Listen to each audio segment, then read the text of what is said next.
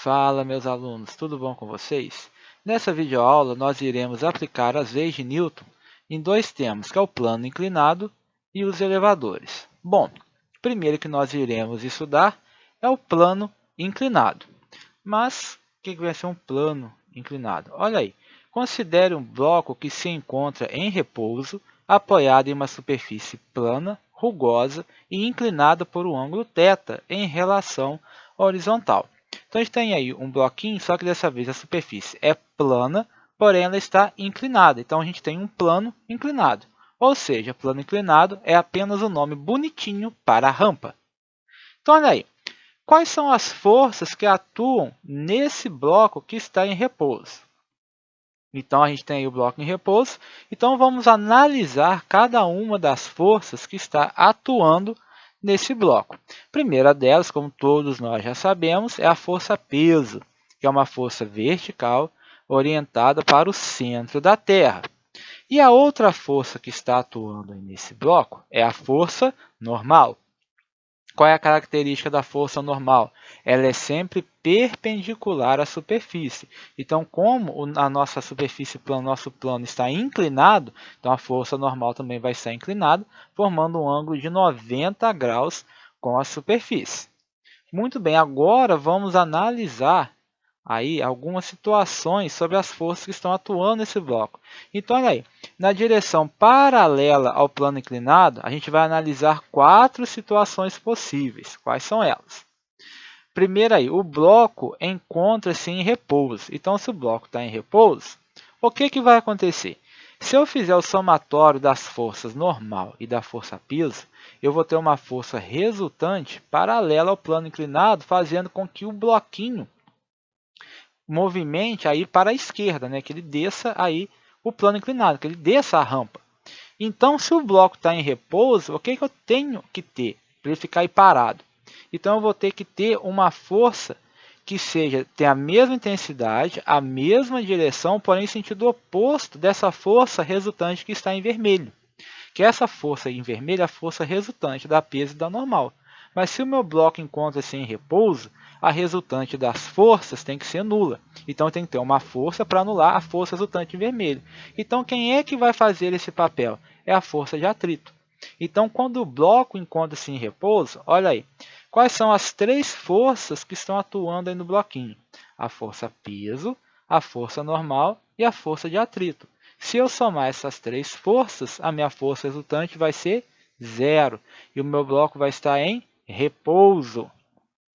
Então, olha aí, o bloco encontra-se em repouso. Se o bloco está em repouso, a resultante das forças é nula. Então, a força de atrito estático, que a gente viu na aula passada, equilibra a componente tangencial da força-peso. A gente vai ver o que é a componente tangencial da força-peso daqui um pouquinho mais à frente. Agora, o que acontece quando o bloco encontra-se na iminência do movimento? Qualquer peteleco que você der, ele inicia o movimento. Então, olha aí, nessas condições, a resultante das forças é nula, mas a intensidade da força de atrito estático é máxima e continua equilibrando a componente tangencial da força peso. Então, o que vai acontecer? Se eu ficar ali e aumentar a força peso, por exemplo, eu vou aumentar minha componente tangencial na direção do movimento dele para baixo. Aí o que vai acontecendo com a força de atrito estático? Como a gente viu, a força de atrito estático ela aumenta até um valor máximo. Quando chega nesse valor máximo, o corpo encontra-se na iminência do movimento. Aquilo que eu falei, qualquer peteleco coloca ele em movimento. Então, quando o bloco estiver nessa iminência de movimento, a gente vai ter que a força que vai equilibrar essa resultante lá em vermelho vai ser igual à força de atrito estático máxima. Terceira situação, o bloco desce a rampa com movimento acelerado. Então, se o bloco está descendo a rampa em movimento acelerado, temos uma força resultante paralela ao plano inclinado e orientada para baixo. O que vai acontecer? Aquela minha componente tangencial em vermelho, que eu chamei de força resultante, ela vai ser maior que a força de atrito. Existem algumas situações também, quando a gente resolve problema de plano inclinado, que a gente nem tem força de atrito. Então, quer dizer, o bloquinho já desce. Mas se a gente tiver a força de atrito, como a gente viu, ela é paralela ao plano inclinado, porém o sentido dela é oposto ao movimento. Ela vai estar para cima e a aceleração vai estar para baixo. E o último caso aí é quando o bloco sobe a rampa em movimento retardado. O que isso quer dizer? Então, neste caso, estamos pressupondo que o bloco tenha sido lançado rampa acima. Eu joguei o bloco para cima da rampa. Então, nessa situação, a força de atrito tem o mesmo sentido da componente tangencial da força-peso. Então, nesse caso, como o bloquinho está subindo, olha aí na figurinha, o vetor velocidade dele está para cima. Então, como a gente sabe, a força de atrito tem sempre o sentido oposto ao do vetor velocidade. Lembrando-se que, quando você for fazer o diagrama de forças de um corpo, você não coloca o vetor velocidade, só coloca as forças. Então, olha lá, a gente tem a componente tangencial da força-peso, o PT, e no mesmo sentido a gente tem ali a força de atrito. Porque se ele está subindo, a força de atrito vai estar na direção oposta, no sentido descendo. Certo? Então, olha aí, vamos resolver aí um exemplo de plano inclinado. Um bloco de massa de 4 kg é abandonado num plano inclinado de 37 graus com a horizontal, com o qual tem coeficiente de atrito de 0,25. Calcule a aceleração do movimento do bloco. Dados: a aceleração da gravidade, 10 metros por segundo ao quadrado, seno de 37 graus igual a 0,60 e cosseno de 37 graus igual a 0,80. Então, olha aí, fiz esse desenho aí. A gente tem aí o plano inclinado, 37 graus com a horizontal e o bloquinho ali. Muito bem. Então, o que a gente tem que fazer? Primeira coisa que a gente faz é o diagrama de forças. Quais são as forças que estão atuando aí nesse bloquinho? Então, eu vou ter a força peso, como já disse, vertical para baixo, a força normal, que forma um ângulo de 90 graus com a superfície, e a força de atrito, que vai estar, no caso, se opondo ao movimento do bloco. O bloquinho quer descer, então a força de atrito vai estar no sentido oposto. Lembre-se que a força, nesse caso aí, a força normal e a força de atrito formam um ângulo de 90 graus, as duas, certo? Então, muito bem, o que nós temos que fazer agora? Nós temos que decompor as forças. Então, o que eu vou fazer? Como meu movimento está inclinado, está na direção da força de atrito, eu vou traçar meu plano cartesiano, os eixos cartesianos. Um deles vai estar na direção da força normal e o outro na direção da força de atrito. Então, o que aconteceu? Quando eu faço isso, observa que a minha força-peso ela se divide em duas componentes, a PN e a PT. Quem são cada uma delas? A PN é a componente normal da força-peso. Por que ela é chamada de normal? Observe que essa componente normal da força-peso ela tem a mesma direção da força normal. Enquanto que a força normal está para cima, a componente normal da força-peso está para baixo. Essa força é de preto.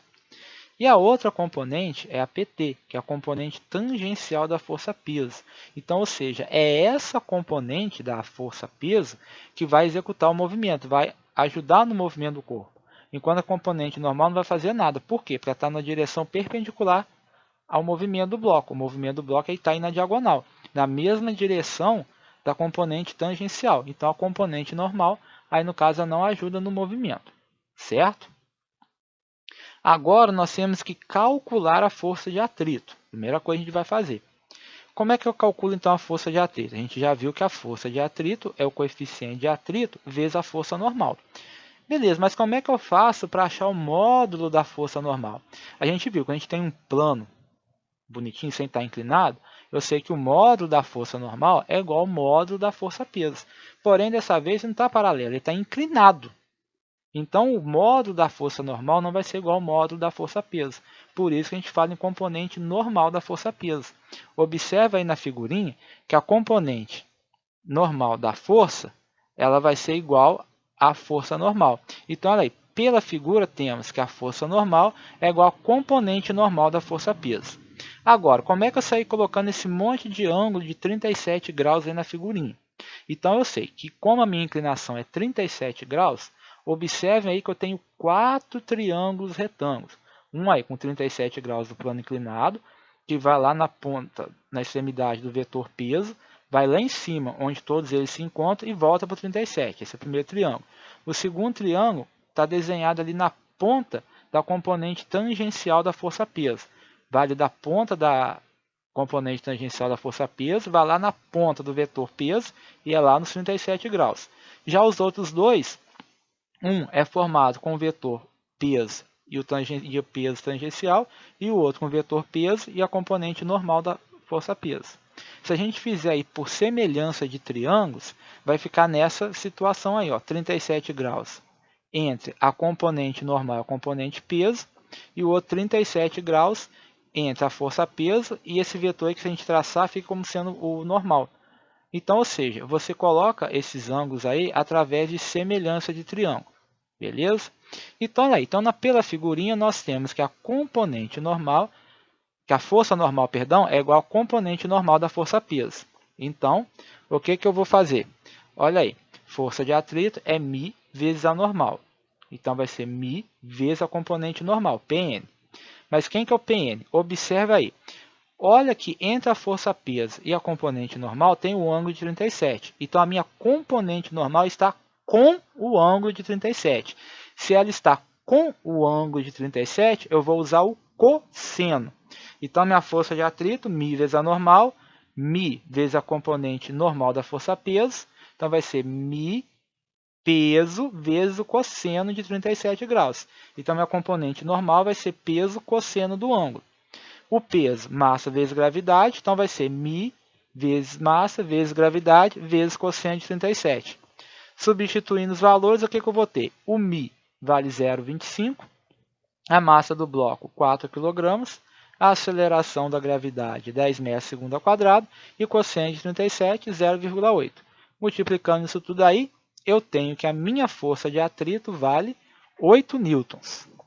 Beleza, agora eu vou calcular a componente tangencial da força-peso. Por quê? Ela é uma das minhas forças resultantes. Como o meu movimento está na diagonal, eu tenho a força de atrito puxando para um lado e a força-peso tangencial, componente tangencial da força-peso, puxando para o outro lado. Então, vamos calcular a componente tangencial da força-peso. Como a gente observa, a componente tangencial não está com o ângulo, ela está sem o ângulo. Então, a minha componente tangencial PT vai ser o P seno do ângulo, porque ela está sem o ângulo. Então, PT vai ser P seno 37. Componente tangencial, PT, vai ser mg, que é o peso, vezes o seno de 37. Substituindo os valores, o que a gente tem? A massa, que é de 4 kg, vezes a aceleração da gravidade, que é de 10 metros por segundo ao quadrado, vezes o 137, que é 0,6. Multiplicando tudo, o que eu vou ter? 24 newtons. Então, eu tenho 24 newtons para baixo, que é a componente tangencial, e a força de atrito que está para cima, 8 newtons. Então, como é que eu faço para calcular a aceleração do bloco? Então, pela segunda lei de Newton, força resultante é massa vezes aceleração. Como a gente viu lá na aula da segunda lei de Newton, o que nós vamos ter? Quem que vai ser minha força resultante? Eu tenho a componente tangencial da força-peso puxando para baixo e a força de atrito puxando para cima. Então, vai ser uma menos a outra. Vai ser a tangencial 24 newtons menos atrito 8 newtons, vezes a massa do bloco, 4 kg, vezes a aceleração. 24 menos 8, 16. É igual a 4 kg vezes a aceleração. Então, a aceleração vai ser quem? 16 newtons dividido por 4 kg. 16 dividido por 4, 4 newton por quilograma, metro por segundo ao quadrado. Então, a aceleração do bloco vai ser de 4 metros por segundo ao quadrado. Certinho? Agora, nós vamos para o outro assunto aí da nossa aula, que são os elevadores. Muito bem. Então, basicamente, os elevadores podem ser tratados como um bloco de massa total emisão que se movimenta verticalmente em movimento retilíneo sob a ação de duas forças. A força de tração T no cabo, ou nos cabos dele, e a força peso. Então, como a gente já viu, a força de tração quando o corpo está suspenso por uma corda, por um cabo. Então, o elevador nada mais é do que isso. Olha na figurinha. A gente tem um corpo de massa M, suspenso por uma força de tração, e lógico, como todo corpo na superfície da Terra que possui massa, ele vai possuir peso. Então, você tem a força de tração para cima e a força-peso para baixo, certo? Então, o fato de o elevador estar subindo ou descendo determina apenas o sentido da velocidade. Por outro lado, a comparação entre as intensidades das forças peso e de tração nos permite determinar o que acontece com o módulo da velocidade enquanto o elevador sobe ou desce, isto é, se se ele apresenta movimento uniforme, acelerado ou retardado. Então, o que acontece? O elevador pode estar subindo, porém no movimento retardado, ele está freando até que a velocidade fique nula. Ou então ele pode estar com o vetor velocidade apontado para cima, mas acelerando, ele está subindo. Então, a gente tem que estudar aí, além do modo da velocidade, a gente tem que ver a direção da aceleração, para os casos da tração e do peso. Então, olha aí, se o elevador inicialmente parado entra em movimento para cima para baixo, o movimento só pode ser acelerado. Nessas condições, a resultante das forças peso e de tração tem o mesmo sentido do movimento. Então, quando o elevador começa o seu movimento, seja subindo ou descendo, a gente vai ter a resultante da força, ou vai estar para cima ou vai estar para baixo. Então, o que isso quer dizer? Vamos estudar cada um desses casos em separado. Primeiro caso aí, o elevador subindo. Então, se ele está subindo, a aceleração vai estar para cima. Então, a força resultante para cima. Então, olha aí, observe que para um elevador parado iniciar a subida, a intensidade da força de tração deve ser maior que a intensidade da força peso, pois a aceleração tem o mesmo sentido da força resultante. Então, nesse caso, a intensidade da força resultante vai ser dada por... Então, a força resultante vai ser quem? A tração menos o peso. Se o elevador está subindo, a força de tração que está puxando para cima tem que ser maior que a força peso, que é a força que puxa para baixo. Então, força resultante, massa vezes aceleração, e peso, massa vezes gravidade. Então, essa vai ser a resultante das forças aí, ó. Massa vezes aceleração é igual a tração menos massa vezes gravidade. E quando o elevador está descendo, o que vai acontecer? Olha aí na figurinha. Quando o elevador está descendo, a aceleração está no sentido para baixo, né? Então, a força resultante está para baixo. Então, para iniciar a descida, a intensidade da força de tração deve ser menor que a intensidade da força peso. Então, a força peso vai ser maior que a força de tração. Então, assim, a intensidade da força resultante vai ser dada por força resultante, peso menos tração. Força resultante, massa vezes aceleração. E peso, massa vezes gravidade, menos atração. Certo? Então, vamos aí resolver um exemplo. Exemplo 2 aí. Em um elevador de massa 920 kg, uma pessoa de massa 80 kg encontra-se sobre uma balança calibrada em newtons, como mostrado na figura. Considere G igual a 10 metros por segundo ao quadrado. Letra A. Determine a intensidade da tração no cabo do elevador, supondo que ele esteja subindo em movimento acelerado com a aceleração igual a 2 metros por segundo ao quadrado. Então, na letra A, nós vamos considerar o elevador subindo. Então, aí, como o elevador sobe com movimento acelerado, a força de tração é maior que a força peso. Então, força resultante vai ser tração menos peso, porque ele está subindo. Massa vezes aceleração, que é resultante, é igual a tração menos a peso, que é massa vezes gravidade. Vamos substituir os valores. A massa é a massa total. É a massa do elevador mais a massa da pessoa. Ou seja, 920 kg do elevador mais 80 kg a pessoa, que dá 1.000 kg. Vezes a aceleração resultante, que é a aceleração que ele sobe, 2 metros por segundo ao quadrado, que vai ser igual a tração menos a massa total, que é 1.000 kg, vezes a aceleração da gravidade, 10 metros por segundo ao quadrado. Então, 2.000 newtons, 1.000 vezes 2, é igual a tração menos 1.000 vezes 10, que dá 10.000. Então, quem vai ser a tração? O 10.000 está negativo, passa para lá positivo. 10.000 mais 2.000, 12.000 newtons. Então, quando o elevador está subindo, a tração no cabo é de 12.000 newtons. E agora, na letra B, determina a intensidade da tração no cabo do elevador, supondo que ele esteja descendo em movimento acelerado, com aceleração igual a 2 metros por segundo ao quadrado. Então, a gente sabe, como o elevador desce com movimento acelerado, então o peso tem que ser maior que a tração. Então, a minha força resultante vai ser peso menos tração. Massa vezes aceleração é igual a massa vezes gravidade menos a tração. Substituindo os valores, a massa total 1.000 kg, a aceleração com que ele desce 2 metros por segundo ao quadrado, massa total 1.000 kg, a aceleração da gravidade 10 metros por segundo ao quadrado, menos a tração. Multiplicando, 2.000 newtons igual a 10.000 newtons menos a tração. Aí vai ficar, tração está negativa, é positivo. 2.000 positivo é negativo. 10.000 menos 2.000, então a tração nesse caso vai ser de 8.000 newtons. Certo? Bom, encerramos aqui mais uma videoaula. Agora façam as atividades propostas e até a próxima aula, pessoal.